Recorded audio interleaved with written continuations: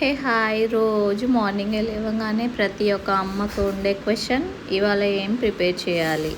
So నేను ఇవాళ మీకు క్విక్గా ఈజీగా అయిపోయే 2 రెసిపీస్ మీతో షేర్ చేసుకుంటాను. ముందుగా పిల్లల లంచ్ బాక్స్లోకి ఈజీగా అయిపోయేలాగా క్యారెట్ రైస్ ఎలా చేసుకోవాలో చూద్దాం. క్యారెట్ రైస్ కోసం ముందుగా బియ్యాన్ని బాగా కడగండి. కాసేపు నానితే రైస్ బాగా మంచిగా వస్తుంది. మనకు కొంచెం సాల్ట్ వేసి రైస్ కుక్ చేసుకోండి. కొంతమంది పిల్లలు క్యారెట్ ముక్కలు ముక్కలుగా కట్ చేసినా తింటారు, కానీ మా పాప ముక్కలుగా కట్ చేస్తే తినదు. అందుకే తన కోసం ఇలా సన్నగా గ్రేట్ చేస్తున్నాను. ఇలా అయితే అన్నంతో పాటు స్మూత్గా ఈజీగా వెళ్ళిపోతుంది నోట్లోకి. ఇలా సన్నగా గ్రేట్ చేసుకున్నాక ఒక బాండీ పెట్టుకొని అందులో తాలింపు దినుసులు ఇంకా జీరా ఇవి యాడ్ చేయండి. ఎందుకంటే వాళ్ళకి డైజెషన్కి కొంచెం బాగుంటుంది జీరా వేస్తే. ఇప్పుడు మనం సన్నగా తరిగి పెట్టుకున్న గ్రేట్ చేసాం కదండి క్యారెట్, చూడండి ఎంత సన్నగా ఉందో. ఆ గ్రేట్ చేసుకున్న క్యారెట్ వేసి బాగా వేపుకోండి. వేపుకున్నాక కొంచెం సాల్ట్ వేయండి. అందులో కొంచెం టర్మరిక్ పౌడర్, పిల్లలు ఎక్కువ స్పైస్ తినరు కాబట్టి లిటిల్ బిట్ ఆఫ్ కారం వేసి ఫ్రై చేసి పక్కకు పెట్టుకోండి.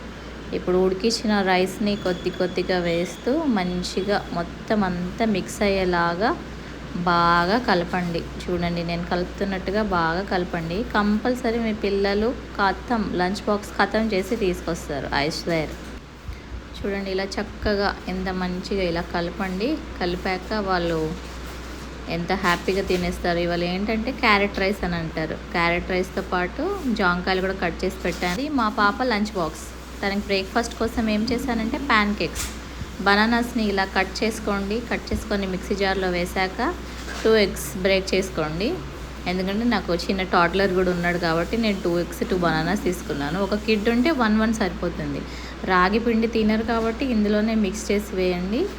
కొంచెం స్వీట్నెస్ కోసం తేనె యాడ్ చేయండి. కొంచెం స్వీట్గా ఉంటే పిల్లలు ఇష్టపడతారు. మీరు దాని ప్లేస్లో బెల్లం కూడా వేసుకోవచ్చు. కొంచెం పాలు వేసుకోండి. ఇట్లా స్మూత్ పేస్ట్ లాగా రెడీ చేసుకోండి. మరీ జారిపోవద్దు, మరీ తిక్కగా ఉండొద్దు. ఇట్లా మనకి దోశ బ్యాటర్ లాగా ఇలా స్మూత్గా ఉంటే ప్యాన్ కేక్స్ అనేవి చాలా సాఫ్ట్గా బాగా వస్తాయి. ప్యాన్ పెట్టుకొని అందులో ఘీ వేసుకోండి.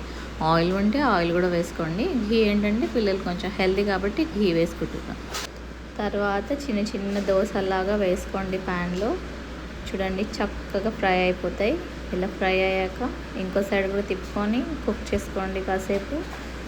చూడండి ప్యాన్ కేక్స్ రెడీ. పిల్లలు చాలా ఇష్టంగా, హెల్దీ కూడా తింటే. మీరు చేసి పెట్టండి, మీ పిల్లలకు కూడా తప్పకుండా నచ్చుంది. మా పిల్లల్ని చూడండి ఎలా తింటున్నారు. ఇప్పుడు చిన్నోడు జస్ట్ 1.5 years మాత్రమే.